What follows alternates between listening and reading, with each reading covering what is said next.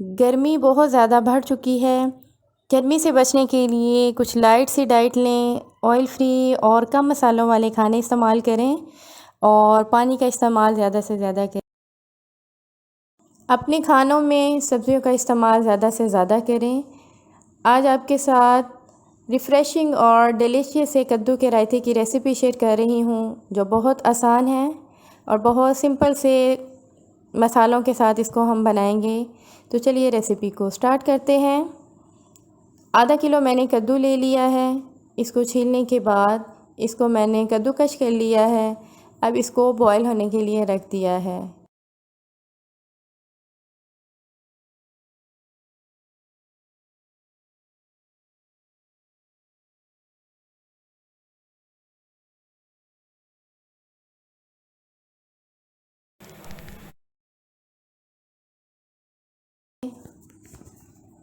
अब दही ले लिया है और इसको खूब अच्छे तरीके से फेंट लेना है।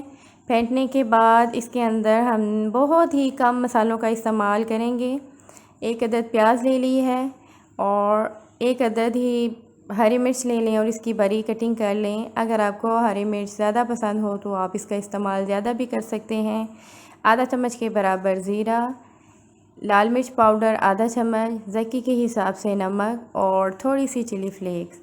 अब इन तमाम चीज़ों को हमने दही के अंदर ऐड करके अच्छे तरीके से मिक्स कर लेना है।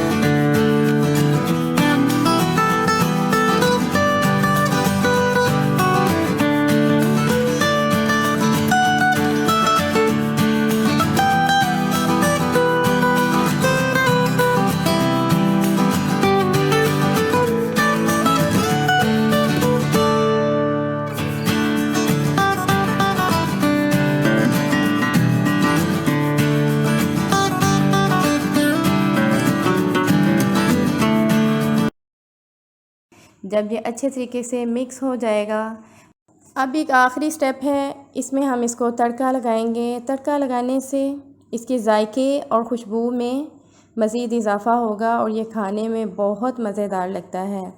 और उसके लिए जो मेन इंग्रेडिएंट है वो है सरसों का तेल और लहसुन।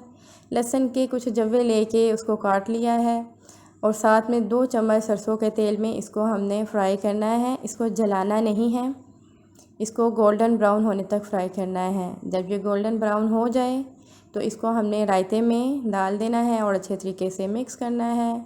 तो देखा कितना ज़बरदस्त और रिफ़्रेशिंग सा हमारा रायता तैयार हुआ है। आप इस रेसिपी को ज़रूर ट्राई करें। बहुत कम मसालों के साथ, सादा से इंग्रेडिएंट के साथ इसको बनाया है और गर्मियों के लिए तो ये बेहतरीन है। आप इसको किसी खाने के साथ खाएं, पुलाव बिरयानी के साथ खाएं या चपाती के साथ खाएं। ये बहुत मज़ेदार और ज़बरदस्त लगेगा।